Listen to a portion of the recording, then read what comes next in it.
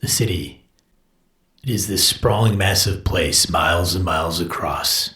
Been here as long as anyone can remember. Nobles play their power games, guilds maneuver for money and influence. Dark things emerge from the shadows to hunt, and the lamplighters take everything in while keeping the darkness at bay. The thing I always wonder is why? Why do these lamplighters keep the darkness back? What investment do they have in Avalon? Streets of Avalon, an urban RPG setting by Brett Blazinski for the world's most popular role-playing game. Ask for it at your friendly local game store or head over to gamingmbs.com/streets. Gaming NBS episode 350 being recorded Monday, July 12th, 2021.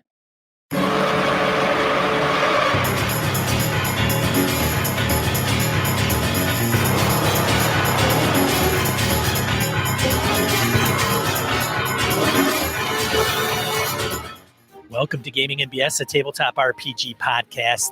I'm Sean. And I'm Brett. Welcome to the show, folks. Welcome back. Glad everybody's on board. Sean, how the hell are you, man? Doing okay, man. I had an eye issue. I still have an eye issue. Do you? Look at it. We start out with the ailments again. Yeah, exactly. Do you know why? Because we're too old. Everything's fine. Everything's fine. Everything's great. You know what? We're going to skip that. Let's go to something cool. So I think I'm in the lead, Sean, and here's why. I have submitted 3 games for GameWorldCon. I've got Thursday, Friday, and Saturday game. What do you got? I have 2. Oh, see, I'm winning by 1. So I'm running I'm running an Avalon game with 5e, an Avalon game with Osric, and then I'm running a World of Darkness game. Because, I pimped World of Darkness on the show. I'm like, I gotta run that. That's gonna be fun. It's true. So that'll be a good time. So those are out there. Forget About It and the other one. The other one. Yes. What the hell did I submit? Mothership. Mothership. And then I'm going to do another one. I don't know. I got Kingdom from Ben Robbins today. That might be hit or miss. Like, people might be like, I'm not going to sign up for that thing. But it's no prep. Yeah, you'll be fine. I don't know. We'll see. So in other kind of wacky coolness, let's see here what's happened. You sent an email out. I actually got a copy of it. It wasn't as horribly blasphemous as I thought it would be. So Brett is on our email list. I'm glad I signed up for that. I feel informed. Good. I'm not sure I like some of the moderators you've chosen. I mean, you've got guys like Harrigan, which a little rough, but I think you'll be okay. Actually, it's cool. We need you for more important things. So okay, I see. Operations decided to move on those individuals and figured we didn't need to escalate it all the way up to the sea level. So you reorged underneath me without talking to me? No, I'm kidding. It's totally fun. It's awesome. Very good stuff. Oh, so speaking of crazy, weird ass good stuff. So one of our listeners, Mr. John Steve, heard Sean and I talking about Forbidden Lands. And he said, hey, I've got this stack of stuff. I think I'm going to get to it. Hey, Brad, I'm sending this to you. I'm like, what, dude? Holy shit. So I have his Forbidden Lands box set and stuff. So holy crap. Thank you. Thank you so very much. Wow. And I gotta say, the quality of the books, the box set itself, the box. I mean, I'm gonna just go off for a second. The box is a high quality box. It's gonna take a beating, right? It doesn't have that old. I'm so used to box sets being those flimsy ones, like from the old TSR days, that would just fall apart on you.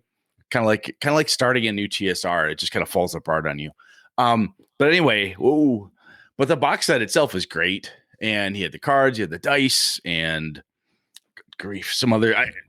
It's awesome. So I started reading it, and I'm like, it's got a really good hook, like you talked about, Sean. The blood mist and basically the necromancer, the whole bit, and I'm like, wow, this is pretty freaking cool.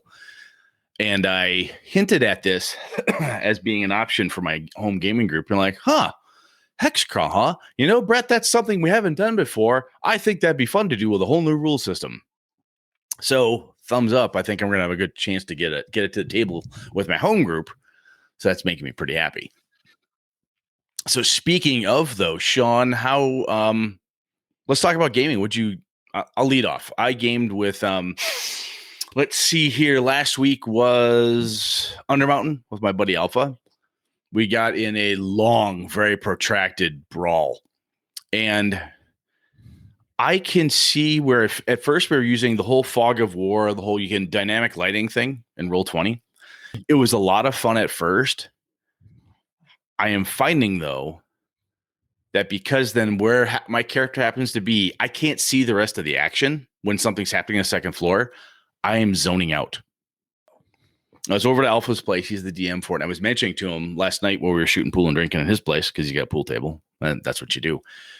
And he said, I said, I think he said, well, we've done that before with Rage of Demons, out of the abyss type of thing. And I'm like, yeah, but that's happening in front of us. I could see all the minis. I could see what's going on. I'm seeing the events play out. And when you go, oh, new monster shows up. Oh, it's a pile of gore. Oh my God, another Vrock. I'm only hearing it like in a distance. It's like watching a YouTube actual play that's very visual and only getting partial cues because no one's describing what's really happening. So I'm like, man, this is, I kind of think we should turn off dynamic lighting. He's like, I don't know if I'm just telling you, man, because Zave's character went down. He got poisoned by some drow. Sleep. I saved him. But for the whole fight, neither he nor I had any fucking clue what was going on the second floor, which took most of the evening to get through. It was a big brawl. Tons of drow. We just barely escaped by luck, I'm like, okay. Downside to dynamic lighting. If the group gets a little either ahead of their skis or you can't quite see what's going on, it's like listening to someone in the other room play a really fun game of D&D you wish you would have been invited to. That's how it felt. You didn't run down there? I couldn't get there because I run up there in the base of it. My rogue sneaks up and it's like loaded up with like drow and a wizard and a priestess. I'm like, I can't get in there. I have no hit points left. I can't wade in through that. It was just tactically I couldn't find a way to get to where the action was. So, and it may have been a once in a one-time occurrence type of thing, but that was a case with dynamic lighting. Just I zoned out. I started reading a book. I'm not kidding. Ooh. Yeah. And I'm like, I told him he's bad player. I know. I'm like, man, I feel naughty, but I was like, I'm fucking bored, man. I can't see what's going on. This is frustrating.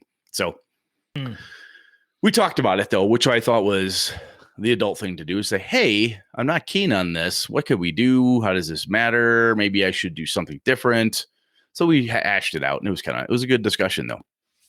So pretty cool. And then I ran Forgotten Realms First Edition for AJ and Alana. I'll tell a quick story here. And this is where the topic for today comes up through this game I ran for the kids. And I had laid out a bunch of clues in front of them that they were in this little wilderness trek they're on, that there were ghouls in the area.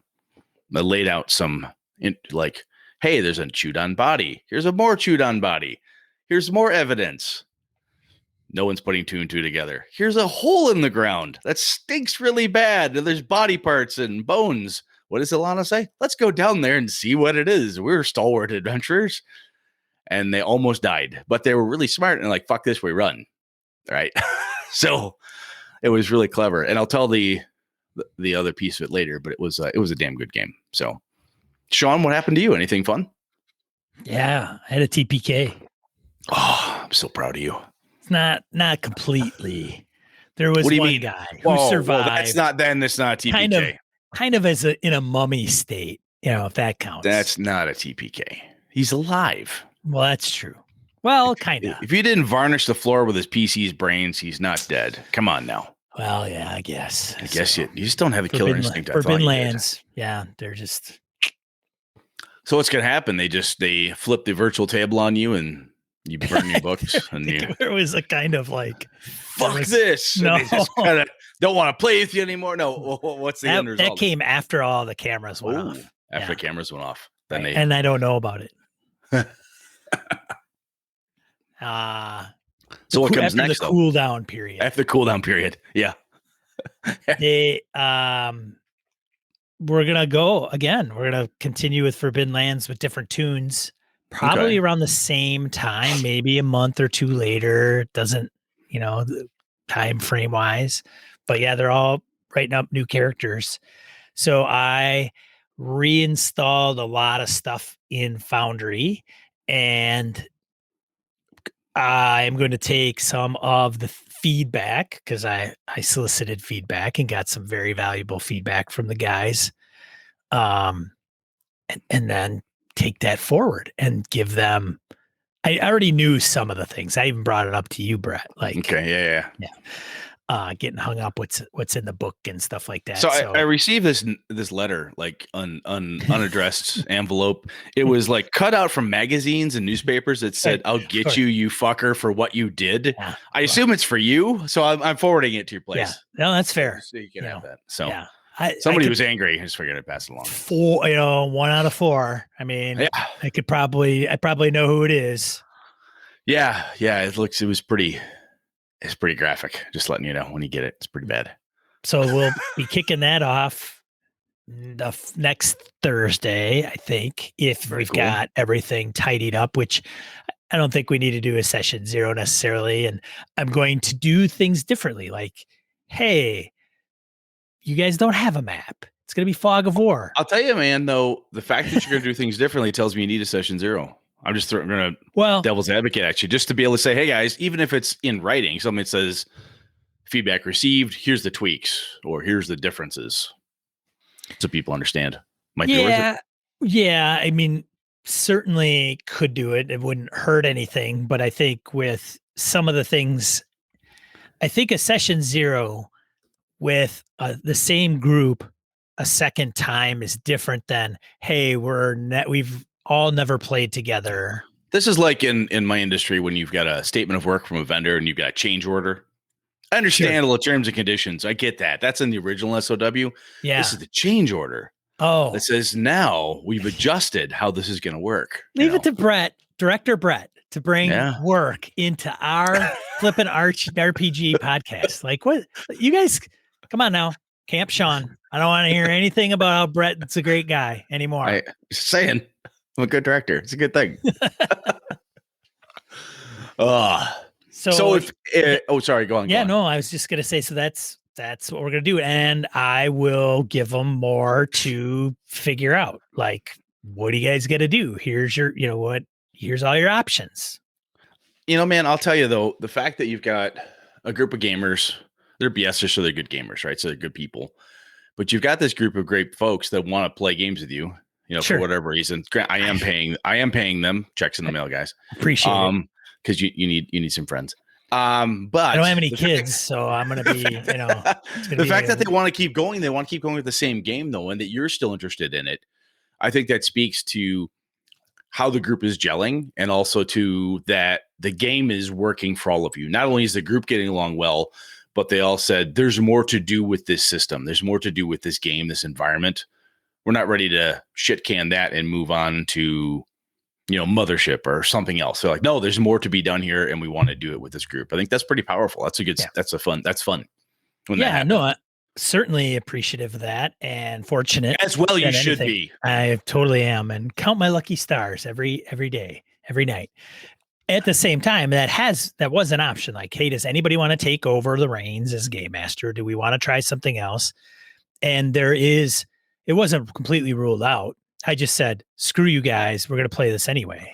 So, which as well you should. Right. I mean, so for it is, I think they threw up their hands and said, okay, great. Yeah. So, yeah. There you go.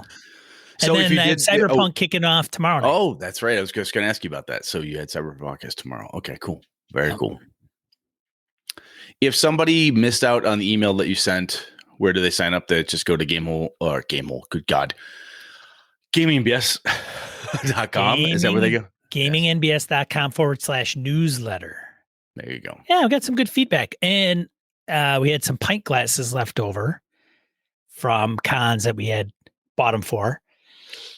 So I put some of the inventory in there and said, hey, let me know if you want one of these pint glasses. So Most are accounted for already. Oh, very nice. Yeah, so we're unloading some of those. I have to find ways to pack them so I don't ship just broken glass, piles of broken glass, and then have to refund everybody their money. So for those of you, I haven't sent, like, by the time you hear this, they may be sent, but I meant to do it this weekend. I didn't have time. So they're coming. Don't worry. Very cool. But yeah, that's the newsletter. And we had, a little talk about our moderators, what we're running at Gamehole Con.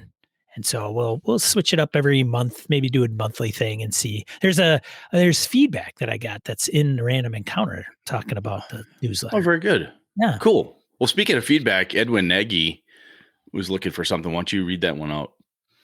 So Edwin Nagy he works with and for Frog God Games. And so he posted this in our forums. I'll put a link in the show notes. And he didn't put a date on there, but I'm like, hey man, when do you need this feedback? So he says Frog God Games is celebrating our 1 year anniversary of organized play in the Lost Lands, which is Swords and Wizardry, 5e, and Pathfinder. Info is mostly available on their Discord server. So he's provided links and invites to that. That's the promotion part of his shtick. But he says, as part of this event, our senior editor, Jeff Harkness, and I are hosting a discussion about modifying and publishing adventures for different rule sets, in this case, within the broad D&D spectrum. So as certified listeners to BS, I'm hoping you could help us with some questions or areas of discussion that you think might be worthwhile.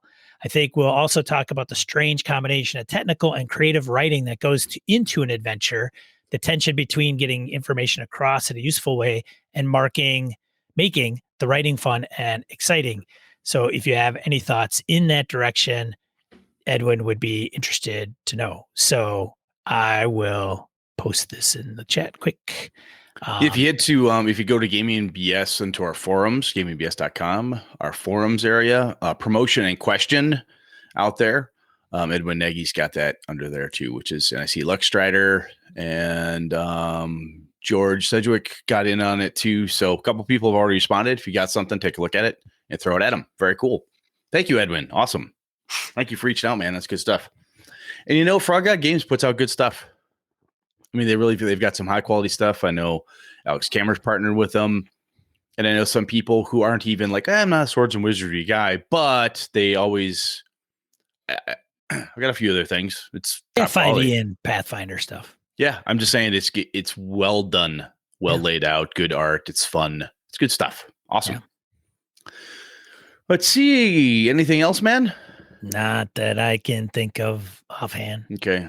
I think GameholeCon.com, of course, is going to have their events list is coming out. I don't know what the deadline is. I cannot recall the deadline for entering events. So I would strongly suggest if you're thinking of entering an event, whether you want to run it under the Gaming BS banner or not, don't hesitate. I think I drug my feet as long as I felt comfortable doing it. I'm like, okay, I got my ideas, wham, wham, wham, and got them done. Because if you wait too long, then if nothing else, it gets harder to get the time slots you want. Because when they get them, Josh and the guys over there crunch through and figure out where everybody slots, what tables you can sit at, and so on and so forth. So anyway, make sure you get in there and get that done. And if you want to run under our banner, awesome. Love you. Let us know you're doing it. And that way we can help promote it, because we want to tell people about our cool people running kick-ass games. So that's awesome. Yeah.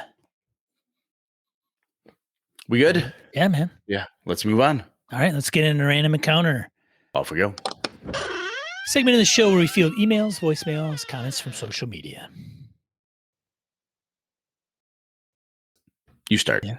I was muted. I muted there for a second, so I didn't cough in your ear. Akadoken comments on pulling mechanics in from other RPGs. Mining for mechanics and story ideas is one of my primary motivations for being an RPG tourist. Hey, good callback. RPG Very nice callback. Yeah. I'm always checking out new games to find cool new ways to run some part of the games I am running. Those mechanics get dropped in as house rules. I've been using some of these so long, I don't even remember where I got some of them. Yield roll a d6 is a rule I've had in my toolbox since AD&D. Stunting, aka giving your action an awesome description, earns you a bonus on your roll. Clocks from Blades in the Dark are a great way to run skill challenges, and they can be easily set up on the fly. I used Wraith the Oblivion's shadow mechanic in my D&D 5e game to represent the PCs being haunted while traveling through a cursed land. Every player played the shadow for someone else's character. They taunted, shamed, and encouraged bad behavior in others and used creepy voices to represent when they were talking as someone's shadow.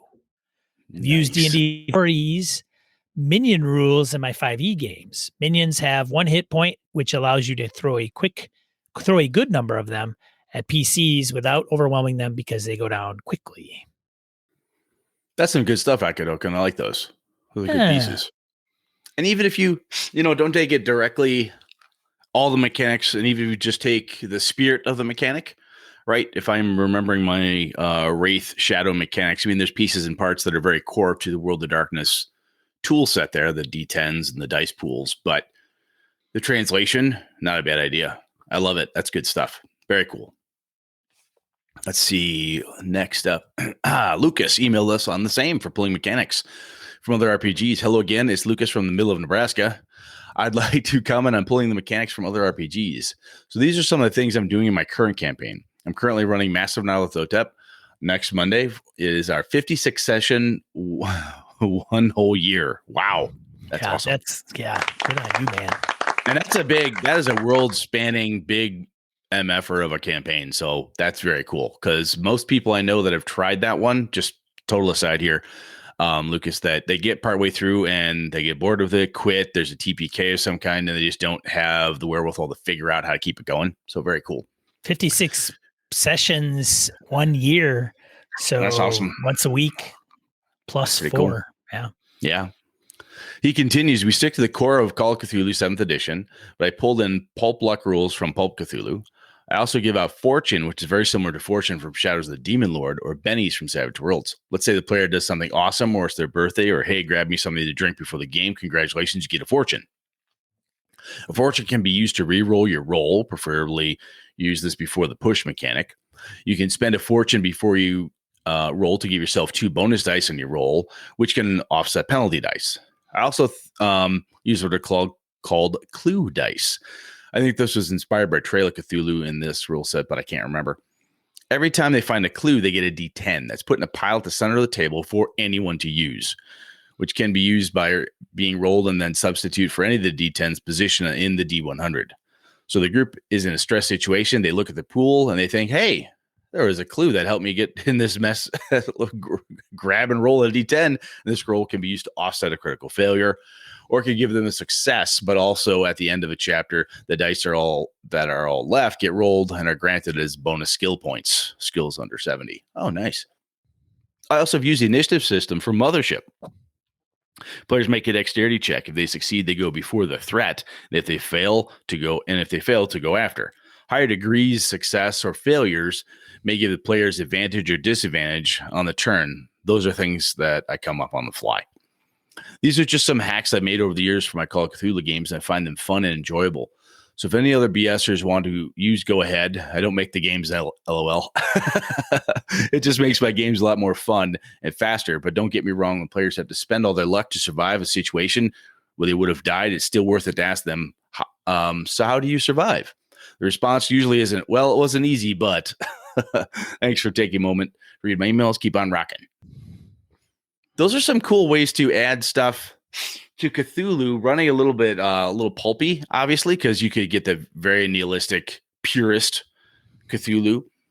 But I think in some of the longer term campaigns, the pulp version of it lends itself to the possibility of completing the whole campaign or lasting longer. But I have John Wick mentioned the dice in the center type of thing, and I think he may have that in a couple of mechanics of games he's written. But he mentioned it in the Play Dirty stuff way back in the day. And if you succeed, you get like this cool die. If you fail, I take a die out type of thing. Where having that, and I think it's really cool that if it's out there, someone in the group, I do something cool, amazing, whatever it is, I get a die for the whole table. So Sean, Eileen, whomever can grab it and roll with it, and I think that's awesome. Like that's a really cool mechanic. And that's one of those pieces that in my head, I want to use. I keep forgetting to pull that one out because it's very agnostic. You could use it in a D&D game. It's an extra D20. It's an extra, inspiration die or something. So that's pretty cool. I like that stuff. Thanks, man. Yes, thank you very much. Over to you, sir. Forum user Bingo comments on the Cortex RPG system. You mentioned Cortex during the podcast. Definitely something I would recommend. Our group first used the Smallville Cortex system for Supernatural Serenity campaign, Firefly setting, but supernatural frame. We flew around the verse on our ship investigating the supernatural and hunting demons. We are currently using the most recent iteration, Prime, for our 2 Star Wars campaigns. While our group was initially a little skeptical about the system, but are now converts. It's so flexible with some practice, you can design a set of mechanics that create the experience you're looking for. In the primary Star Wars campaign, our characters are former Jedi apprentices who fled Order 66 to a strange planet unlike any other in the galaxy. Hard to explain. We built a Cortex Prime system that is just fantastic for force powers. In our second Star Wars campaign, we have street-level characters, detective, forensic specialists, etc., who are part of an X-Files-like team who investigate supernatural events on the strange planet above. Starting to see a theme here. I like it. Using the same mechanics, we built a system that is great for street-level characters where we don't even bother with character advancement. Highly recommended. It just takes some getting used to. Very cool. Honestly, I think a game like this, Sean and I have talked about this off the mics. I think it has there's something to be said. I think system mastery, we've talked about that before. If you get really good at a system, you can hack it, change it. You feel like you can mod it up pretty quick. But from what I'm understanding with Cortex, one of the cool things here is that the modding is nature. It's like part of its core power. Yeah, I don't think you could have a game without it. You know what I'm saying? Is to modify it. So like, hey, I want to use Cortex to play this game. That's its prime power. Click, click, click, and there you go. So definitely cool. Very neat. Awesome. That's one more tick, and then we got to check that out. Hey, Sean. Yeah, Ghost is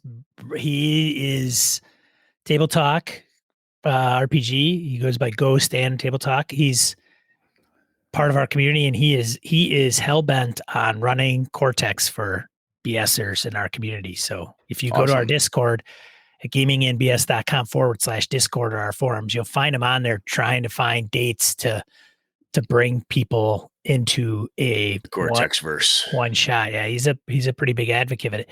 And he has run, like, he has a Forbidden Lands game that he's made out of Cortex. So he's kind of like, he's taken a couple settings and some ideas from there. And I tell you, man, there's nothing as fun to me. Some people were like, well, I want to learn from the person who wrote it. That's kind of fun to a point. I'd like to think, hey, I want to play Avalon with Brett. That'll be cool because he wrote the thing. Yeah, that's neat and all. But man, I tell you, there's something really cool about somebody else who's a fan of a thing. When Deshane ran, Astonishing Swordsman Sorcerers for us, that's cool because he obviously is passionate about it. There's no sales pitch involved. There's no, did you like the thing I made? It's like, hey, this is something I like and I love and I want to share it with you. There's something really cool about that. So that's awesome. Yeah, we get to meet him at GameholeCon. Yeah, he's coming. Yeah, I know. And he wants the Sean Uber. Nice. He's awesome. He's put a call into the Sean Uber. So Dispatch is trying to see if they can make that happen. So very cool. Yeah. All right. What's next here? We have Stefan emails us about RPG editions. Hello, my sexy BSers. I really enjoyed this episode as opposed to really hating the others. Well, just kidding. You sly bastard, you. And I've occasionally wanted to run an RPG in the world of movie, TV series, etc. I once bought the Babylon 5 RPG and was a big fan, but both of my friends and I didn't really like the system made for it, so it was never played. I hadn't thought of using another rule set at the time and probably wouldn't have wanted to try to do all that work anyway. I was a fan of Farscape, Stargate, Bubblegum Crisis, the anime series, but leery of buying any of those for more or less the same reason, but also because I wasn't sure I'd be able to run a game in those worlds that would be as engaging as the stories of those IPs. To Say if I were to run a game in Stargate, for example, I'd get the book/PDF more for the fluff, the background information, use another system that I'm comfortable with. Maybe a generic RPG system, maybe a product that may already have the stats for much of the props I would need. By props, I mean gear, vehicles, adversaries, etc., with a little tweaking. About additions. To invest in a new one, it would have to be one with significant differences to the previous one. I'd walked away from AD&D a long time ago because I didn't like many aspects of the mechanics. When 3E came out, I was thrilled. Finally, a consistent D20 mechanic that covers not only combat, but skills, thief skills especially, saves, etc. And the simplified armor class system was so much more elegant. No chart needed, in my honest opinion. I remember running Shadowrun First Edition, and the net hacking mechanics were a nightmare. I had to rework them for my group, and the player who ran Hacker agreed that my way was simpler and faster. But that was so long ago, I don't remember what I did exactly. After a while, we moved on to another RPG and never revisited Shadowrun, so I'm not familiar with other editions. Other than D&D, I've only bought a new edition of the same RPG once, and that was Cyberpunk 2020 to the Red Edition, only because my buddy Tony wanted to run some games in that setting. The core was familiar enough, and with just the right amount of changes/updates for my taste, along with a new plotline to the world in order to take into account all the new tech and science since the original game came out. Yours fabulously, Stefan Dragonspawn. You know, I think a couple of people mentioned that in the forums, where when they get a new edition of a game, they don't want to have, I'll call it the old school Cthulhu thing. Chaosium used to have a new edition of Cthulhu, 3 to 4 and 4 to 5. It just didn't have a big change to it. It's kind of meh, you know. First edition AD&D to second, by some people, was pretty tremendous of a change. You know, they changed this, changed that, no half orcs, blah, blah, blah. But most definitely from second to third was a big damn deal, right? So I can definitely see where Stefan's coming from. And if you are going to, if there's not that big a change to it, I know some folks who are Savage Worlds aficionados that are still using whatever edition of Savage Worlds they bought. You know, the Explorers Edition versus the Complete versus the Super Duper Complete versus the blah. You know, some folks who are into that I have spoken with have said, yeah, there's not enough change for me. Oh, it's not that big a deal. I just grab an errata. I don't care. Good enough. The core is here. That's what I use, type of thing. So I can absolutely see that perspective, because that could be, it could be a pretty, unless you're a completist, I could definitely see where that's not the big driver sometimes for folks. Pretty cool though. Thank you, Stefan. Anything you got on that, Sean? I would ask Stefan if he's checked out Primetime Adventures, but I don't know if he has. If you want to do movie or TV series, you know, it's not a roll up a character game. It's a narrative based game, collaborative. I don't know if it's GM-less. I think it is to some degree, but I had it. I got in on the new Kickstarter and gave it away. Didn't give it away. Gave it to Noble Knight, but I wish I kind of kept it. But wasn't getting to the table. But check that out. Indie small press. You know, I gotta say though, Sean, when he mentions, I wasn't sure I'd be able to run a game in those worlds that would be as engaging as the stories of those IPs.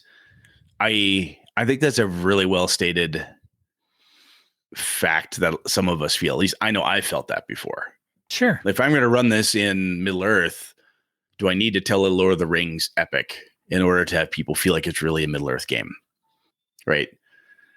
Should it feel like that? If I was going to play something in, you know, Robert Jordan's Wheel of Time, which I know WotC put out ages past, are you going to run like an 85 book series or whatever it is that it's a lot of stuff in there. It's big.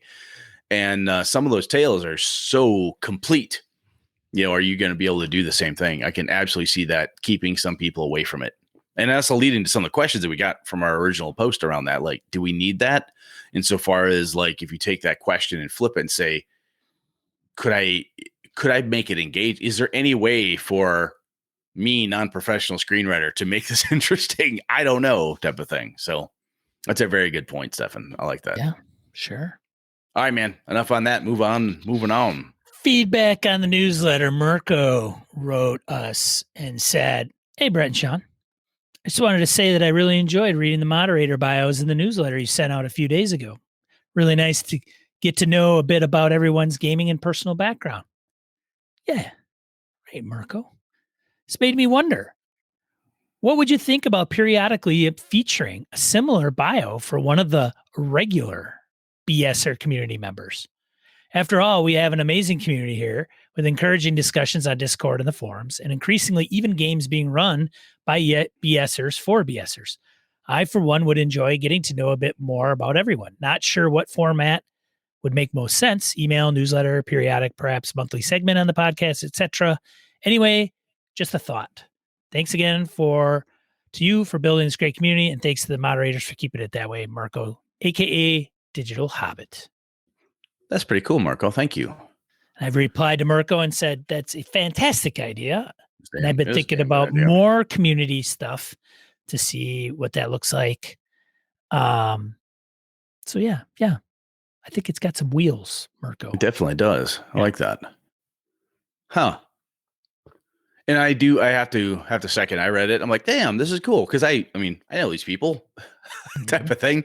And I'm like, oh, this is really cool because depending who you are, what part of our community you're interacting with, you may not, sometimes faces to names, it just helps. This is where Sean, knowing how communities build and grow better than I do, is like, this is a good idea. I'm like, yeah, I absolutely trust you, Sean. Go for it. Look at that. Well done, man. Good stuff. And thank you, Mirko, for taking the time to read it and comment back, because that's pretty helpful. That's a damn good idea. Like you said, I think if we feature one person, I kind of have an idea who it might be. Mirko, you volunteered to be the first one. But it wasn't me. Too bad, pal. All right. Thanks, man.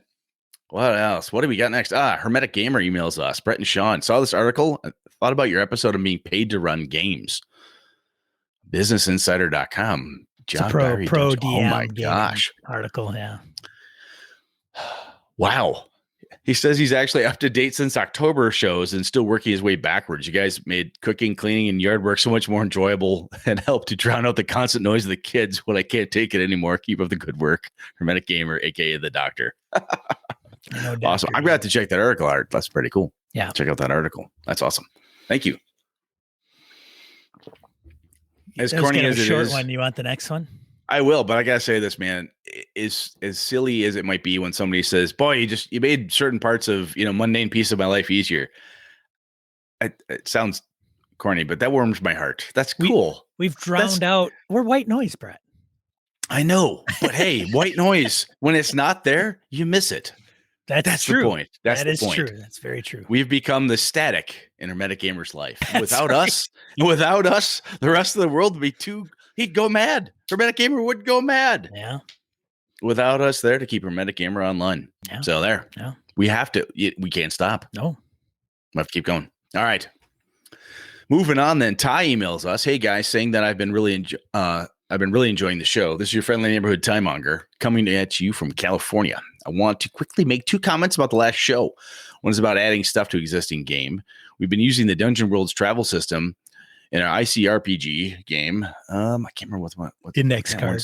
Index card. Thank you. And Ty always brings that one up. Mostly because the game does not have a travel system, and the Dungeon World is so easy to implement and use is why we're using it. But I'm a big believer in the Frankenstein system of adding stuff from one game to another, mostly because you typically cannot find a game system that perfectly fits your style, and you have to almost adapt to what best fits your group. Let's talk about the initiative. Brett, what you talked about of you sort of sounds very similar to the I can't read ICRPG. The only difference is that they do a counterclockwise tabletop setup. What I mean by that is you go from left to the GM and you go counterclockwise around the table. That does mean your players have to think about who they want to go first. Typically the tank, and then you move along the other players until they usually finish off the healer last next to the GM, who will go absolutely last. That would mean the tank will sit to the left of the GM. With this method, you always know who has to go next because they're always the person to your left of whoever spoke last. And combat always goes that way. The method makes the initiative a lot quicker and easier. No need to roll. No need to remember what order. No need to write anything down. Who had what roles. It's always starting from the left of the GM. Hope I explained it well enough. If not, there's a snapshot from the core rules that you could use to help. Very cool. Ty, I gotta say, that reminds me of, I can't read. I am so mad. I butchered the fuck out of that dude. I'm so sorry. It's all good. But I gotta say, I did that in my vampire games for the longest time with the group I ran. Huh. I don't know where I got it from, but it started with, we would go around the table. It started with a guy, Chris was the player. He always sat on my left. We started with Chris and went around. Anybody else sat in Chris's chair, they got bumped because that was Chris's seat. He also owned the game shop and it was his table we were using, so he got to pick, right? So Chris, what do you do next? We also had that if I got to you and you knew what fucking order you in, if I got to you and said, what do you do? And you went, I'll get back to you. And I would jump past you and I'd move on, go to everybody else. And then I would come back to you. Do you have something? And if the second time I came back to you, went, you lose your turn. And we just moved on. I hope so by that time. Yeah. Cause I'm like, look, you went all the way around. You figured it out. And if you were at the time, if I had, 8 people, 10 people, which is not uncommon, up to 13, if by the time I got to the 13th person, if you didn't know what you were doing, you were not fucking paying attention and you didn't deserve to go. That was kind of the approach that we had. It was like a little harsh perhaps, but it worked. It worked very, very well for us. And there's something to be said about that consistency piece is really helpful. Yeah. I would have, I know one group that would screw it up every time. Absolutely. They would. Well, I don't know if they would screw it up necessarily, as they wouldn't be prepared or is elementary as it is, like it's the same every time. What would happen is this: the first 5 rounds of combat would it'd be like waking somebody that smoked too much dope. Like, dude, it's your turn. Oh, okay, right. It's like you. Oh, I didn't know that. Right. You go right after Brett every time. Doesn't matter. Oh, yeah. Okay. And then it would be the same thing again, right? Like, hey, it's your turn. Now it might be somebody else. Oh, okay. Sorry, my bad. Then it would be somebody left the table. The person before them went. They didn't know. Then you'd be looking at them and they'd go, oh, I just came back from the beta. Oh, is it my turn? Yes, it's your turn. Okay. Jesus. And then that would happen, right? Okay. So then eventually that is exactly why I implemented the skip you rule. Eventually in that day, it would get kind of going, right? People like, okay, yep, go, right? The next session, people would sit in different spots. Then it would start all over again. But don't I always go after Tom? I thought I always went after Tom. No, Tom moved. I go after him again, right? No. It's this and then that way, like all the time. And all it would the time. Yeah, rinse, repeat. I implemented the skip over rule because I had one player who was chronically never understood what they wanted to do, always unprepared. Like, oh, geez, oh, gosh, oh, golly, gee, oh, gee, willikers, whatever will I do? Oh, boy, I'm flummoxed. It was very frustrating because it would just suck the air out of the room. The combat's going, we're all standing up and yelling, and dice are flying, and people are doing stuff. What do you do? Next, because we want to keep the energy rolling. And also, what I found out was the reason the person was, oh, golly, gee, I'm flummoxed, is because the pressure was on. And when they're like watching the action, and it got to them like, oh, it's my turn. It was kind of the weird shock of seeing all this crazy or whatever was going on, and suddenly, oh my God, it's in my face. Pass. And then they always came back with something. Very, very rarely did I have to like blow somebody off completely. Like, I'm sorry, look, you had 2 chances. No. That was the absolute exception. In most cases, the couple people I played with over the years who I had to skip over the first time always were back and ready after that. And it just came down to their play style was like high energy, Brett's yelling, people are screaming. I mean, literally people are yelling and crazy stuff is happening. You're like, okay, it's your turn. Deep breath. And you just lock up all 4 because you feel like a deer in the headlights. All this action just happened. What the fuck do I do? How do I top that type of feeling, So we got a chance to pass you, and everybody else who went was feeding that person help and so forth. So that when it came back to them, they had a really kick-ass thing to do. Anyway, God, that was a long way to go for that, but I liked it. It was fun. I wonder how you would do it virtually, Ty. Like you'd have to have Discord. You can do alphabetical because that's how it sorts video. Well, depending what your video is, if you put it in a tile, it's just tick, tick, tick, tick, tick, tick, tick. It's not the same for everyone, though, is it? Depending, and I'm running, so I'll just pick it. Yeah, but I mean, you're not going to. Oh, yeah. If everybody knows, they go. Yeah. Like, is it the same order in the video for everybody? If it is, great. But if it's not, then you're like, shit. Yeah, interesting. But yeah, in person, sure, like a glove, man. No worries. Love it. Yeah, thanks, Ty. Thanks, man. Moving on. Let's get into the main topic. Main topic it is.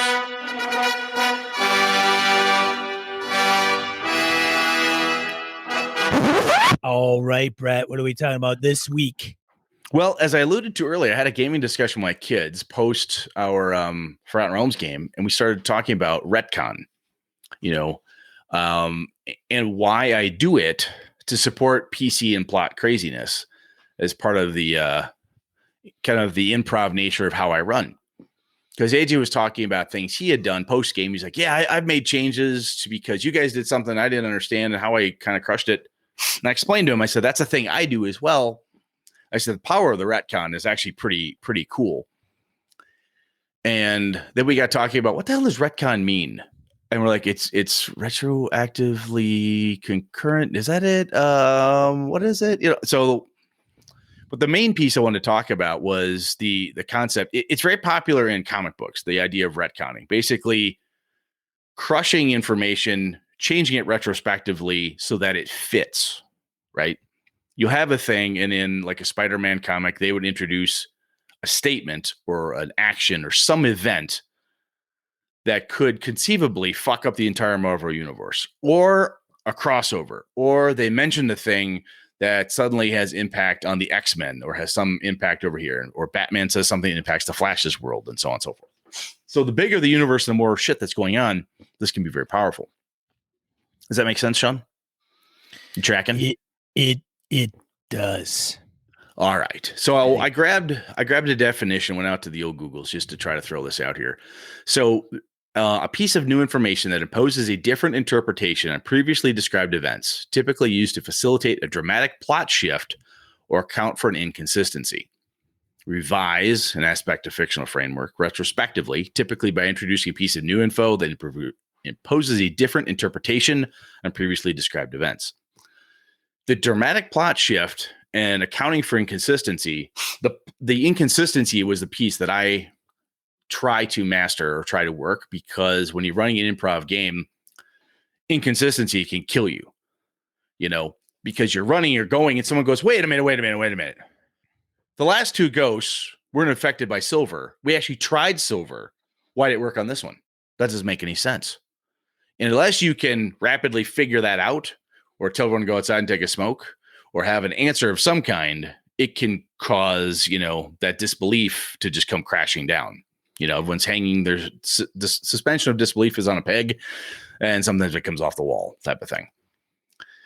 So what I thought I'd start out with, before we get into like the how and whatever, was asking you, Sean, do you think of things within those terms of like retconning, like dealing with inconsistencies and stuff? I have an example that you actually used. I don't know if you'll come up with it yourself, but I was curious. I say is it something that you do? I don't, as you've out, not really. I no. Well, I don't think so. So I'm going to go your Tomb of Annihilation game. Okay. Jeff is a paladin. Yes. Jeff should not be raised or whatever it was. Right. And he basically went revivified. Yeah. Like, fuck, I need to do something different here. I need to account for this inconsistency. And you crafted something to make it work. Damn you, Brett. You got me. There I am. Son of a bitch. See, you're smarter than you thought you were. I don't know if that's smarter or not, but yeah. And I think it's those pieces we don't often, sometimes retcon, when people talk about it, they're thinking like these massive plot shifts and things, right? Sometimes we've talked about this many times, haven't used this term, but when you make a mistake in a session, so you're going along and you say Harriet, and it's actually Harris, but you said Harriet, not Harris. One was a man, one was a woman, and you flipped names, genders, personalities, and you're like, oh, what do I, and you look at it and go, you know what? Doesn't matter. It's Harriet from now on. You've taken a mistake and you take the published adventure or whatever you've crafted or written and you just retcon it, go, you know what? Harris out the window. It's now Harriet. I have fucked up before where I had my like my key NPC good guy and NPC bad guy, and I flipped the name. So I went, fuck. I used the wrong name because one of them was cooler. This is a vampire game. Like, oh, well, I guess the uncool name is the bad guy now. As well, that's what it is, you know? So I think oftentimes we as game masters do that. And players, I think, have some power in that mistake component as well, because they will forget their background, or someone will say, aren't you a sailor? Well, it was mostly rivers. You know, I'd say a sailor from like a river, not necessarily big ocean sailing. Oh, that's how come this, that, or the other thing. Yeah. That's why I fucked up and didn't point any actual points in knot tying. I'm sorry, you know, or whatever it is. We can just a small mistakes, you know, and sometimes it's even a big mistake, you know, where, like I said, you fuck up a name or a place or whatever it is. And I think that's important to use that tool in our tool belt here, because it's verisimilitude. It keeps the consistency where you want it to be. I think that can be really cool. And I think sometimes when the players can come up with something really crazy and you want it to work, and have be this really, they've got this really kick-ass cool answer to something, right? So they've been fighting werewolves and they have tried silver, and silver's kind of working, and someone decides they're going to try like cold iron. And you're like, fuck, I didn't really think that far in my werewolf. Are they fake creatures? Does cold iron is there a cold iron story? But they've got this wonderful idea where cold iron's going to take out this were creature. And you're like, you know what? Fuck it. It does. It works. And later on, they find out that shouldn't have worked. You know, somebody reads the book, somebody checks something out. The official thing says it can't. And like, why would that work? And sometimes it's like that one time for a reason you'll never understand, which is very common in Call of Cthulhu. Like, the fuck did that work for? No idea. Elder gods, bizarre worlds, nihilistic universe, uncaring gods. Moving on. But in a game where you want to have the consistency, sometimes you've got to do a little crafting to say, you know what, I'm going to break it right now, and I got to come up with a way. That's sometimes a downtime for the game master. Like, oh, fuck, I let him use cold iron. Why? Why did I do that? You know? And sometimes it's just trying to figure out how to tie that stuff together, because it was a really cool, crazy thing the players came up with. And you don't want to cut them off at the knees and say, I'm sorry. Because you're like, man, this trap is wonderful. They pulled something out I never thought of. And they actually built all these pieces, because oftentimes when the players do that, in that example, they'll say something like, well, remember, the werewolf when he broke out of prison, he went through the wall. He never touched the iron bars, which he should have been able to bend. Why didn't he touch the bars? Why did he go through the stone wall? That seems like a lot of work. You're like, oh, fucking whatever. You blow that off. 2 sessions later, like, and the werewolf didn't do X. I bet he didn't go through the front door because you said it was stout iron bands on that front door. I bet that's why he went through the window. Players come up with crazy ass shit, right? And you're like, fucking A, they're pulling this wonderful plot together. I could either pull the rug out from under them, or they're on this really cool path. Fuck it. Let's see where it goes. Right. Sure. Cold iron. But then you got to figure out how it works or whatever, you know? So in that regard, Sean, I know, like I said, you did it in your Tomb game. Have you? I did. So have you done it before, or other things?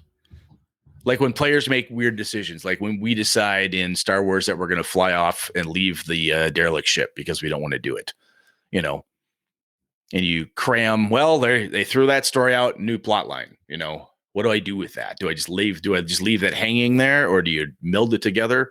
Have you done that type of thing even? I could, and I don't know if I have necessarily.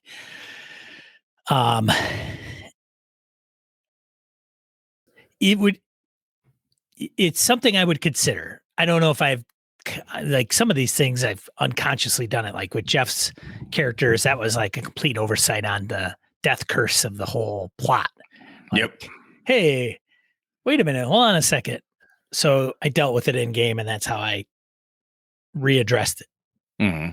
Right. So I'm not opposed to doing it. It may let me ask you about your Mothership games. Your Mothership games are a lot more improv. Yes. So if you had an idea of what was supposed to happen, and let's say you fucked up how they're supposed to grab the ship and so on and so forth, which you also explained to me, and you had to retcon that fucker to make it work right, did you not?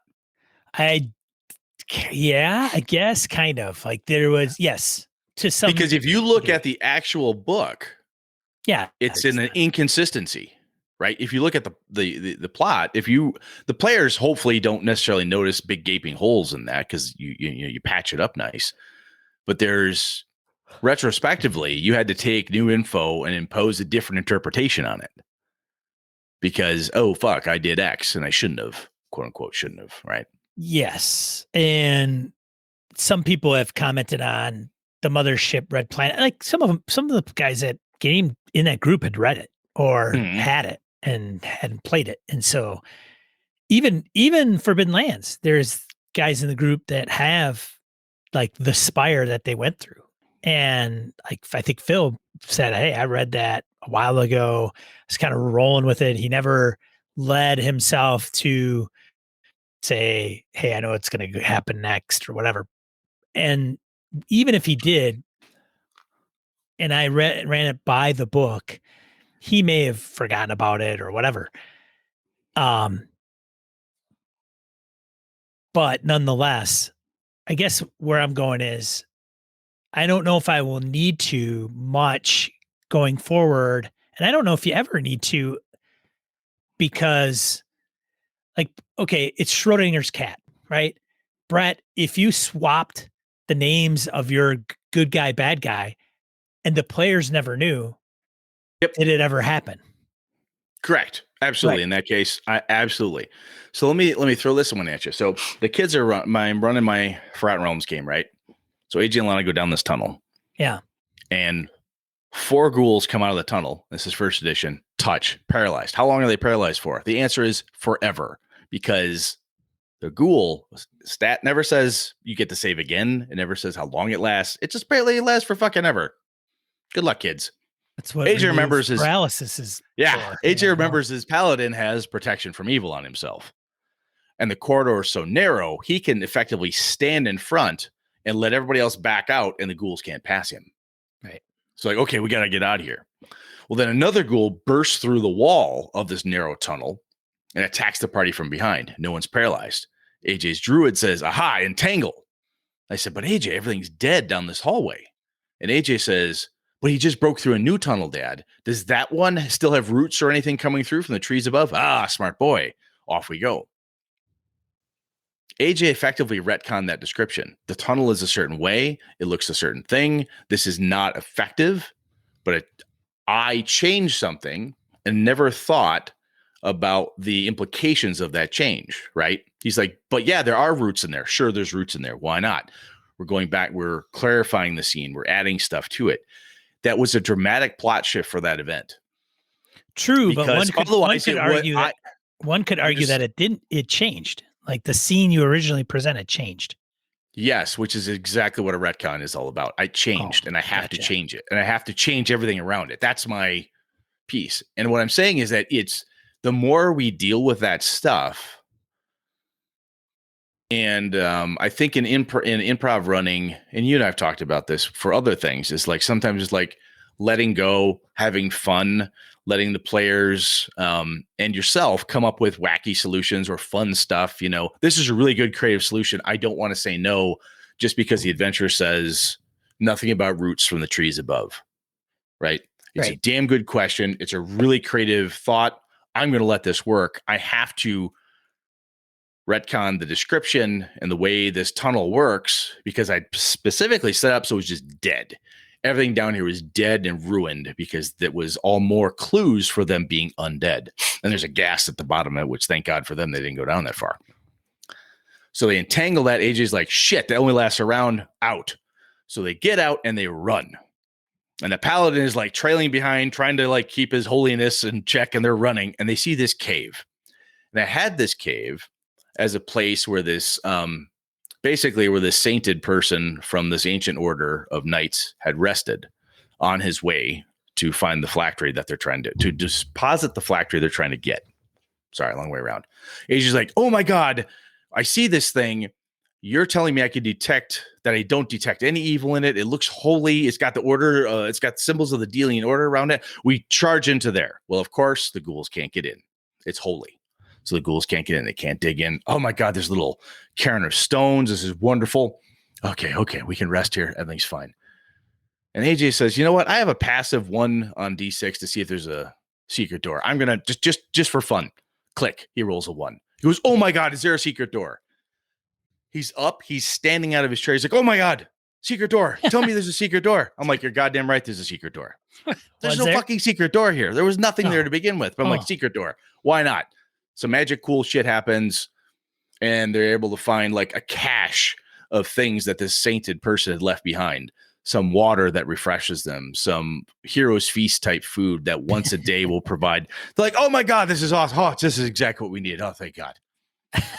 And afterwards, AJ's like, did you have that in there? And I said, no, I've used stuff like that before in other adventures. But I'm like, this is a wonderful plot shift in what's going on. It's this dramatic event of AJ says, I'm looking for secret doors. You know, had he chosen not to do that, I wouldn't have even thought of it. So I'm implementing a thing, but I've got to figure out, I want to have something in here. It has to fall in line.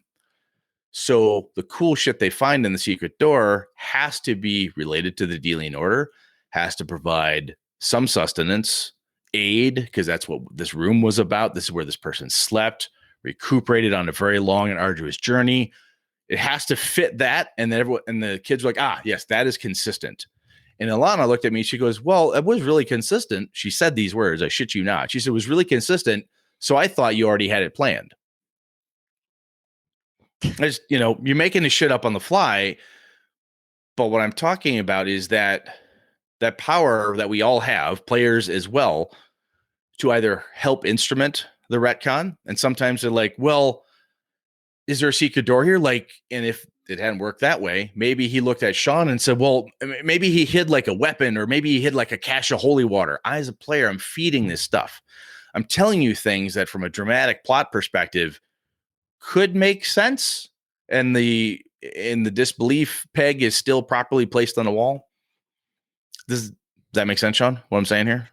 It does, but it goes to like Graham Walmsley's book about some of that stuff. Play unsafe is what we're talking about. Yeah, playing unsafe. And and I think it's good, but it goes to, what if you didn't plan any of that? Yeah, you didn't have to. Right. So to be absolutely 100% blankly honest with you, I had planned a goblin attack with hobgoblins and an ogre. The ghouls and everything from the point when I started introducing bodies and clues, I made all of that up as I went. Right. I have no idea why I came up with it or where it came from, but I came up with this idea. I'm like, oh, I want some undead. I want to do something fun, something different. And clunk, clunk, clunk, clunk, clunk. Right. There was no plan. It was just going with what seemed to make sense at the time. So but I had to retcon everything so that it fit. Because if you didn't do that, there's no consistency. Sorry, go. Right. Well, that's my point, is if you had it all planned and then you had to change it to what it made sense, then I think it would apply with kind of what you're getting at for the topic. I think if you just had 3 bullets on a piece of paper written down and you're kind of conveying what you're coming up with it in your head on the spot, and the players are kind of going with it, they get themselves into a pickle and a dead end, and they're like, hey, by the way, is there a secret room? Well, give me a roll. I succeed.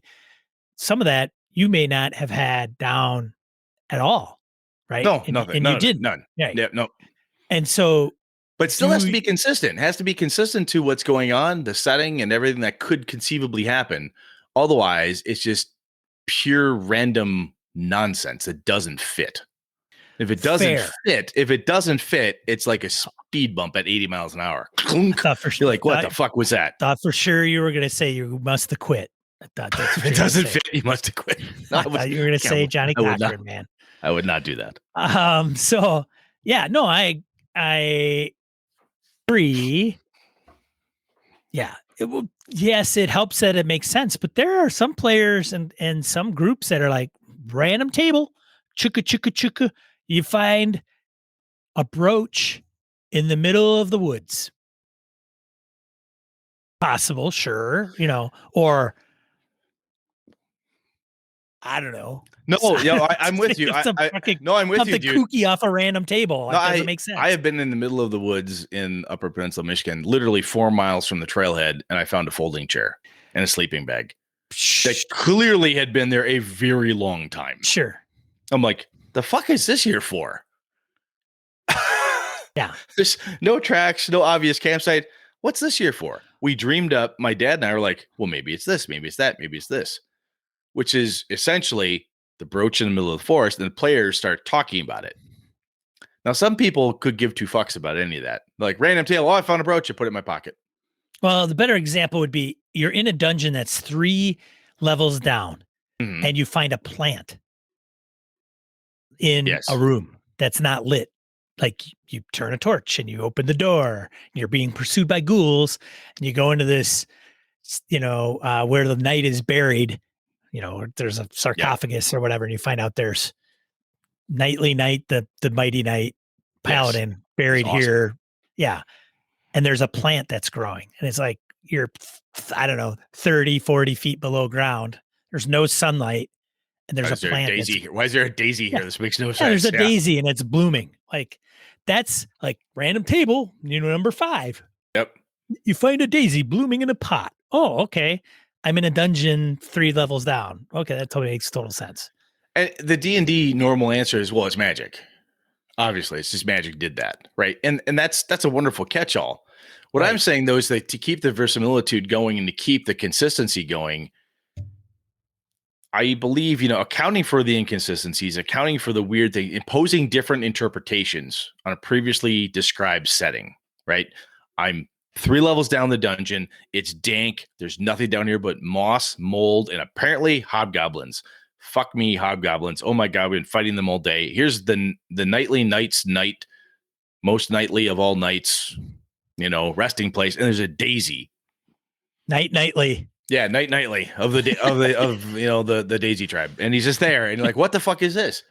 And you say, yeah, there's like, it's like a grave and there's a potted plant there. And so it goes, a potted plant? Are you fucking kidding me? It's got to be dead, right? You're like, oh, no. And you're basically click. You're just retconning the whole thing as it's happening. A statement was made, a description was given, and it's a new piece of information that you throw in there. I think sometimes even when we talk about when players say, I reach on the table and grab a bar glass, and I smash the guy in the head with it. There's no glass there. I didn't describe it. It's a new piece of information. It's a dramatic plot shift where he's got a bar glass. He's going to smash in this dude's head. Sure. Why not? Sure. There's a bar glass there. Is it a retcon? What I'm saying is here, it doesn't have to be an all-encompassing all the events. I have completely rebuilt the DC universe, and now it's the new 42. I've completely rebuilt X-Men once again, and now Professor Xavier can walk, or whatever it is you've done. You don't have to do it that grand. Any previously described event that you need to change because it facilitates that, again, that dramatic plot shift, or it's accounting for an inconsistency. I think that's a muscle that we use a lot. It's one of those pieces that, if you think about it, it's super helpful.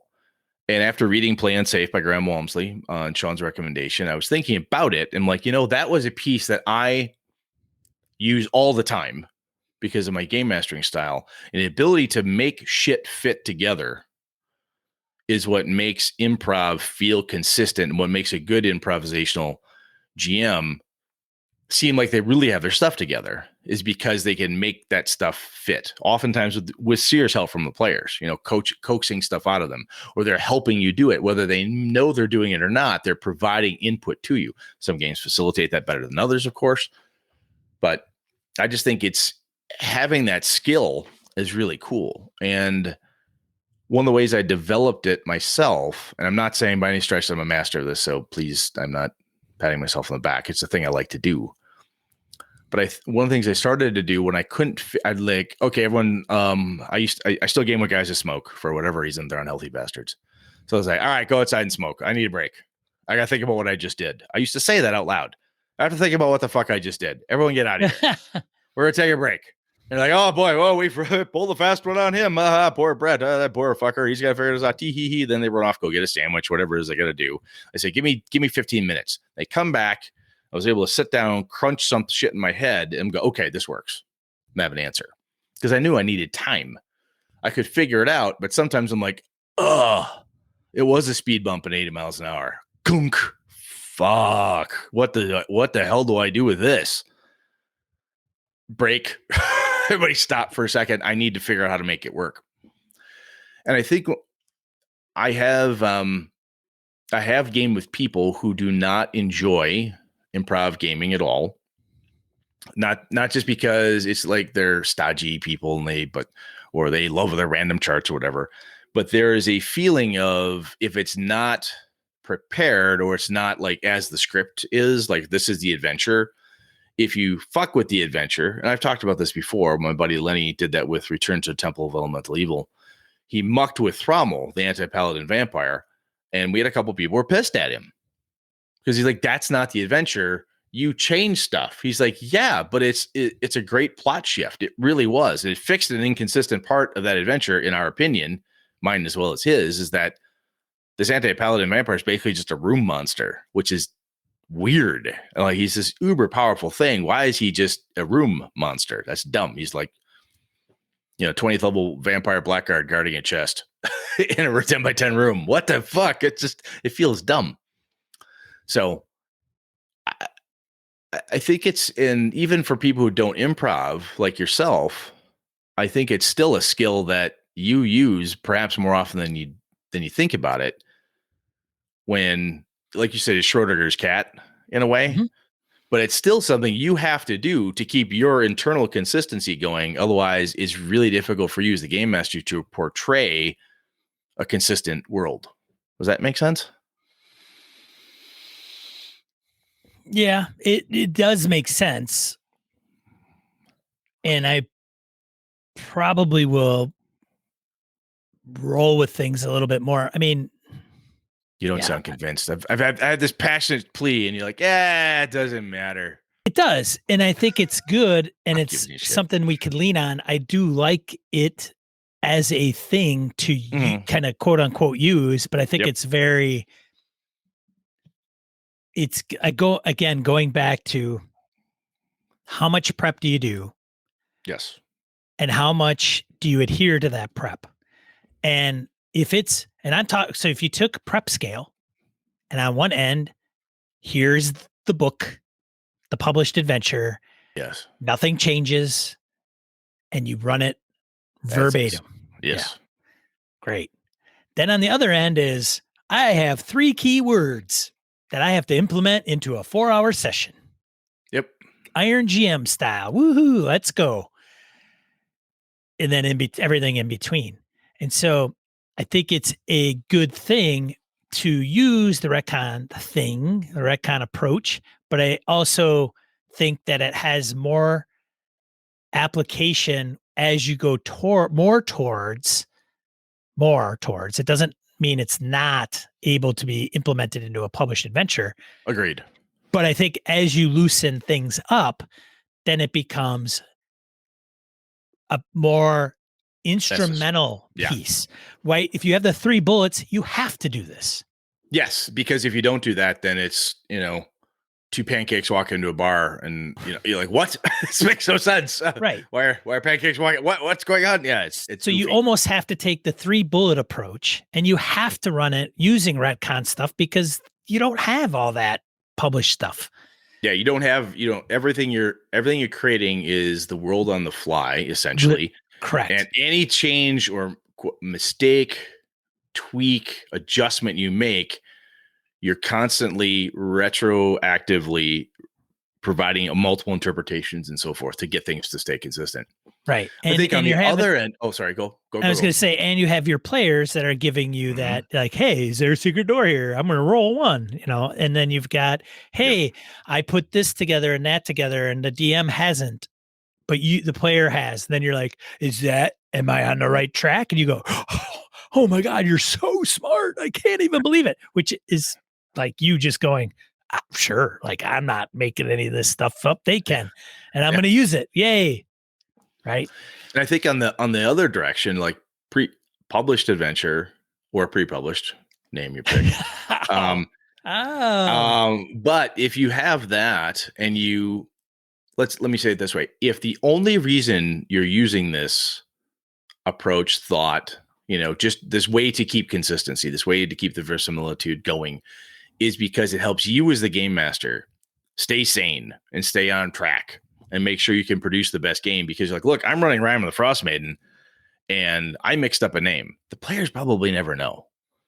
Or you move the wrong encounter, you used the wrong map, you did something goofy, or you want to do something on purpose because you think, oh my gosh, this is a cool thing, I want to add this in. Whatever it is you're doing, even if it's only for yourself, because you're a heavy prep type of person or whatever has happened, even if the only way you're doing it is just for yourself as game master, I think it's important to know that you can do that. I have talked to some people who have run and gone back and said, look, I totally screwed that up. Can we replay that? That's a legit thing to do because it's a game, right? Depending what you're doing, you can say, look, I fucked up that whole room. Wow. Yeah. Have you done that? I have not done that. I've never done that. Never done it. I couldn't do it. I've had people say this to me. I don't want to name names because it's really sure. Where they said, no, I just said, fuck it. Let's just either play it over again. Let's just shit can and start over. I'm like, wow, that's a little crazy, a little over the top. Yeah. But I think if nothing else, is a new game master, right? So you're talking to new game masters out there and they're running Lost Mines of Fendover. They're running their first Mothership game. They're running their first whatever it is. And they're running the adventure in the back of the Symbaroum book. And like, oh my God, I'm doing it wrong, or I made a mistake, or holy shit, I completely forgot because someone goes, what's this glass horn for anyway? Oh, fuck. That was I can't believe we can often feel when you're running the first time that when you make a mistake like that, you have failed, that there's no way out type of thing. And sometimes it's a matter of, yep. Oh, you never did find out what the glass horn is for. I'm making that up. I have no idea where that's from.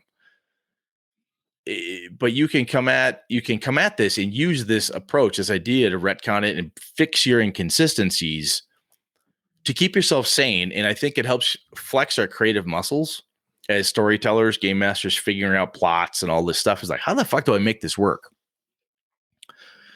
When I listen to Ed Greenwood and guys like Matt Forbeck and other people talk about writing, and they talk about, I wrote myself into a corner and I had to figure out a way out. They wrote a thing and had to go back and rework it. They had to go back and kick out the inconsistencies, figure out some plot shifts, reinterpret a few things, and my character's back on track. We oftentimes have to do that. And I think if nothing else, my closing thought here is, as a new game master or somebody who's getting into it and hasn't done it in a while, this is something you can do. It is 100% legit. You've done nothing wrong, right? And sometimes people be like, well, obviously, Brett, duh, no fucking shit. But we could feel that. It could feel very crushing to you. I know the first time I ran a published adventure and I screwed something up, I felt stupid. I'm like, how the fuck? I've read this thing like 4 times in preparation for this adventure and I still forgot this. How dumb am I? Players never noticed, but it's one of those things that I think it can help us realize that there's a way out. Yeah, you made a mistake. You forgot a thing, or there's a bit of inconsistency, or you're playing it and somebody points out to you a glaring inconsistency that you didn't even notice when you read it. Like, hey, the world is kind of ending and everyone's doing human sacrifice to stop the world from ending. Is there no one dealing with the human sacrifice part? Why is that not a thing? Why is that not being dealt with? And you're like, that's not in the adventure at all. Fuck. Holy shit. Oh my God, there's a glaring inconsistency in this entire adventure. No one cares about the sacrificing. This is weird. That type of thing is possible. And when that happens, the power of that retcon, the ability to do this and reinterpret a few things, change a few things around, move some parts, that's all legit. And I think it's one of those muscles. The more you do it, even if you do it in your downtime, in between time, taking a break, however, you will soon, the more you do it, I think this practice will have you soon doing it on the fly, coming up with good answers, things that make sense, and being able to pull shit from the table and utilizing it as well. So I was pretty amped up about that one, Sean. I'm sorry. I totally babbled out over the top. I totally babbled over the top of you a whole bunch. I'm like, oh, this is really cool. It was neat. When I explained it to AJ and Alana, they were like, huh, well, that totally makes sense. Oh, that's a neat idea. And AJ explained how he's doing a very similar thing in his Midgard game. He's like, yeah, I had to do that because everything I had planned, you guys pretty much ignored. So I had to figure out a way to kind of bring the fight to you. I'm like, there you go. That's cool. You had some cool stuff. You didn't throw it out and replan it. You could have, but you said, hey, I could tweak this and bring the fight to these guys, and that's cool stuff because it helps you as a game master stay sane sometimes. So anyway, got anything else on that, Sean? Or I'll shut up finally, maybe. No, it's good. It's good. Just do that. Just do that thing I said. Don't get hung up on shit. Yep. And as players, don't forget, you can throw ideas out there. That's right. Help the game master out. That's right. All right, let's go on to die roll. Let's get into die roll. I'm saying the same damn thing 5 more times. Die roll. 2 to 4 miscellaneous points of game and a geekery you want to bring to you. Got 3 this week. First one, article in Business Insider, DMing professionally. I mentioned that earlier. That's from the doctor, Chris, who gave it to us. So, hey, there's differing opinions of that. We did an episode a while back on it. Check it out, regardless. Second one from our friend Akadokan. The Devil Made Us Do It, coming from Monty Cook Games. I think it's up my alley. I don't know if I'll get in on it. It's a heisty game, man. It looks kind of like it's one of those things you like. This one has me interested, which is, I don't know, because Monty Cook seems to put out some pretty interesting stuff, but they're always late, like crazy late. If you're going into it, low expectation. Yeah, I'm just like, you know what? I'll plan to play this in 2025. Sure. I'll put in now. Maybe that's fine, Maybe you want a surprise. It's like a time capsule. Could be a time capsule game. Yes, absolutely. Give him money. But find an unexpected present in the mail 3 years Holy later. Shit, I can't believe I did that. If nothing else, though, I think the pitch on this one is interesting. So check it out. Go over there and scope that one out. So I think the pitch is interesting enough that Sean and I are both like, maybe. So anyway, carry on, sir. Last one, Eddie Webb. If you're not familiar with Eddie Webb, he's been in the RPG industry for quite some time. He did Pugmire, actually. It's a dog role-playing game that looks super awesome. And he announced on Twitter that he is one of the writers for the official Transformers RPG. I want to also thanks Ekadoka for pointing that one out. Saw it on Twitter. His Twitter handle is Pugsteady. Love it. Yeah. At Pugsteady. That's awesome. Yeah. So if you come to Gamehole Con, those guys and who is it? Matt McElroy and I forgot the publisher. I think it's not Onyx.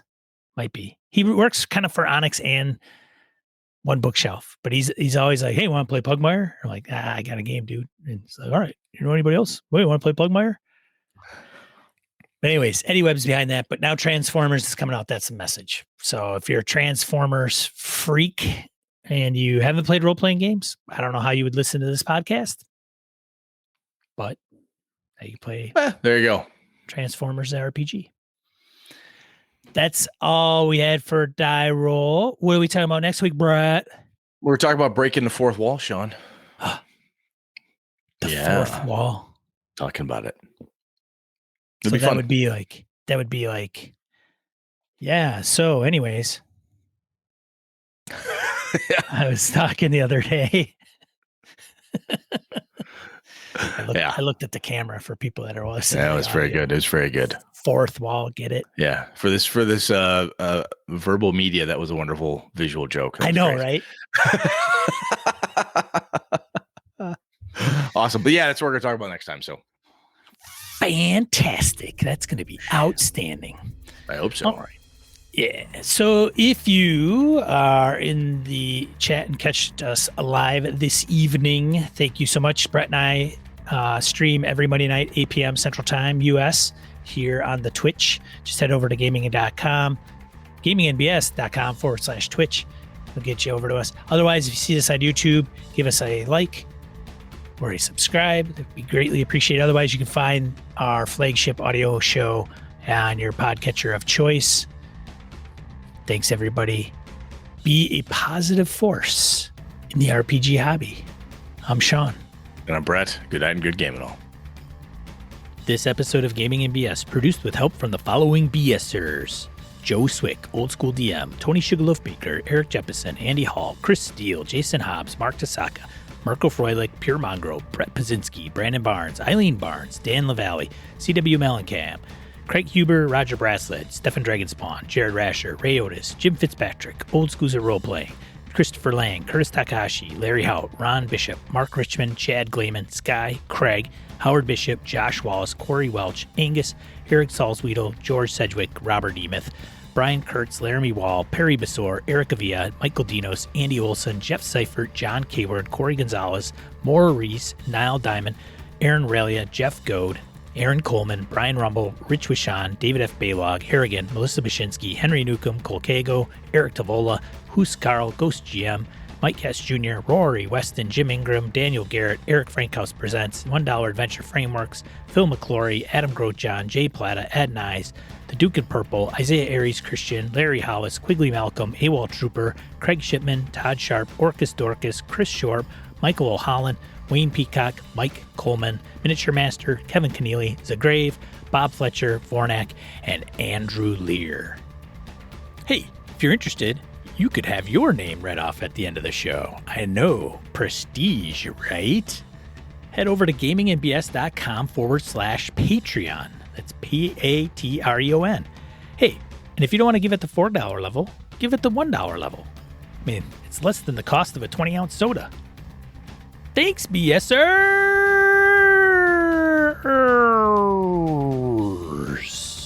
This has been a Litterbox Studio production.